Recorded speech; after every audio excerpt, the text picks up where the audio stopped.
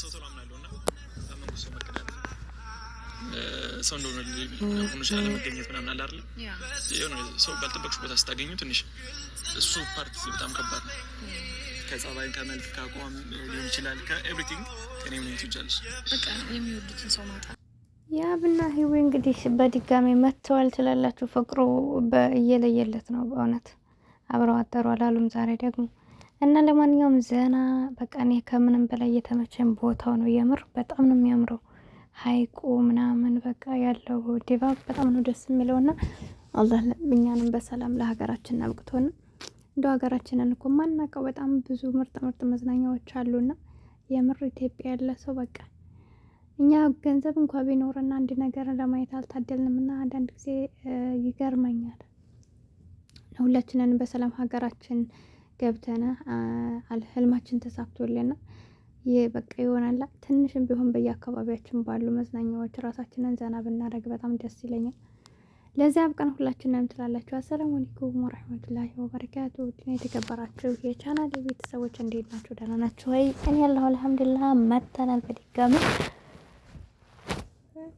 አልተኛሽም እንዴ እንዳትሉ ረመዳን ስለሆነ ያው ጀዛከናለን ትላላችሁና ያብና ህይወት እንግዲህ በድጋሚ መጥተዋል። ያብ ግን ደስ የሚለው ነገር በጣም ፍቅር ይችላል። የምር በቃ ሴትን መንከባከብ በጣም ነው የሚችለው ምናምንና ብዙ ሴቶች እንግዲህ ያው የምንሸወደው በእንደነዚህ አይነት ወንዶች አንደኛ በመልክ ሁለተኛ ደግሞ በሚናገሯቸው ቃላቶች ሽንገላዎች ማለት ነው።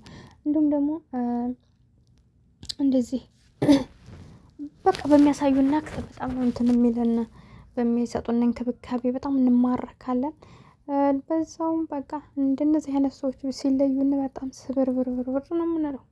ላንጠጋ እንሰባብራለን እና ትኩረት ማድረግ አለብን። እንግዲህ ልጅቷ እንዳየኋት ከሆነ ሱብሃንአላህ እኔ ብዙን አላስገባሁትም፣ ግን ካሜራ መሆኑን ሚዲያ መሆኑን ረስተው መንገድ ላይ የሆነ ታይም ላይ ማለት ነው የሆነ ታይም ላይ በቃ ቆመው አንገቱ ስር ገብታ በቃ ተመስጣ ሌላ ውስጥ ገብታ ነበርና እንደዚህ ነፍሳችሁን ያላችሁበት ቦታ እንኳን ሳይበግራችሁ ራሳችሁን አሳልፋችሁ በጣም ከሰጣችሁ በኋላ በተያያችሁ በተጣላችሁ ጊዜ በጣም ተሰባበራላችሁና ራስን መጠበቅ በመጠኑም ጥሩ ነው። አፍላ ፍቅር ላይ ስንሆን በጣም አስቸጋሪ ነው። ለሰው አናስብ፣ ለማንነታችን አንጨነቅ፣ ለክብራችን አንጨነቅ።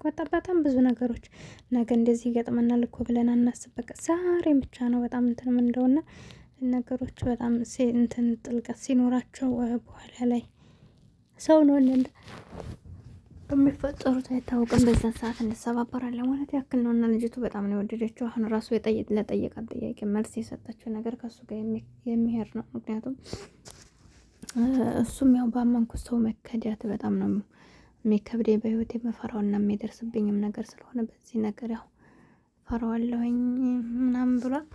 ሁላችንም አዎ ባመነው ሰው መከዳት በጣም ነው የሚደብረው፣ በጣም ነው የሚያመን፣ በጣም ነው የምንቆስለው። ቁስለት ታውቁታላችሁ የደረሰባችሁ ሰው።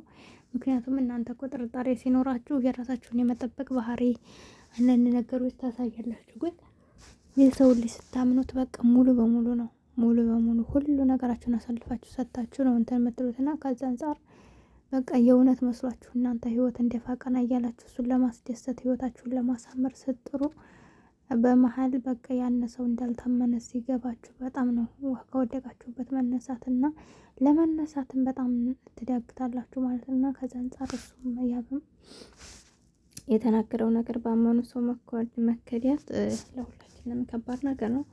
በመቀጠል እሷም ደግሞ ጥያቄ ስትጠየቅ ምንድነው በህይወትሽ የሚያስፈራሽ ነገር ምናምን ሲላል ማለት ያፈቀርኩትን ሰው ማጣት አለ። ምክንያቱም እኔ ያፈቀርኩት ሰው እሱ ውስጥ ፍላጎት ባይኖረው እኔ እንደምወደው እሱ ባይወደኝ ተቀባይነት አለመኖር።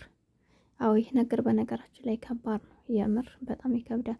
እናንተ ወዳችሁት ያነሰው ለእናንተ ምንም አይነት ፊሊንግ ካላለው በጣም ነው የሚሰማችሁ፣ በጣም ነው የሚደብራችሁ። በጣም በዛ ላይ ደግሞ እናንተ ፈልጋችሁት እሱ ያለ አለመቀበልን ሲያሳያችሁ የበታችነት ስሜት ሊሰማችሁ ይችላል። በቃ ብዙ ነገሮች ይሰሙናል። ብዙ ወንዶችም እንደዛ ነው።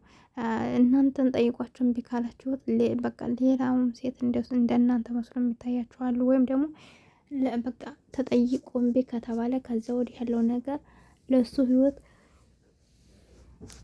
ምን አይደለም በሱ በቃ በዚህ ሰዎች የተቋጨ ነው የሚመስለው። ሴቶችን በዛው ልክ ያን ሰው ፈልጋው ግን እሱ ሌላ የሚፈልጋት ሰው እንዳለ ካወቀ ይሰማታል። በጣም የሚሰማት እንዲሁም ካገኘች ራሱ እነዛን ሰዎችን ለመውጋት ለማጥፋትን በቃ ከሱ የሚርቁበትን መንገድ ወይ እነሱን ለማጥቃት ትጥራለች። እና ያው ፍቅር ሲባል ከባድ ነው ለሁላችንም። ግን ደግሞ ሁላችንም ከምንም በላይ ማስተዋል አለብን። ፍቅርም ቢሆን እንደምትመለከቱት ነው። ነገም ዛሬ የነበረ ሰው ነገ አታገኙትም። ነገ ትናንት የነበረው ደግሞ ዛሬ የለም። ዛሬ ያለው ደግሞ ለነገ አይኖርም እና ዘላቂነት የለውም። አላህ የፈቀደው ብቻ ነው እስከ ዘላለም ሊሆን እንትን ሌላ ያው እስከ ፍጻሜም ያው እስከምንሞት ድረስ አብሮን የሚቆይ ማለት ነው እና አልሙሂም ለሁላችሁም የሚወዳችሁን የሚያፈቅራችሁን አላህ ይስጣችሁ።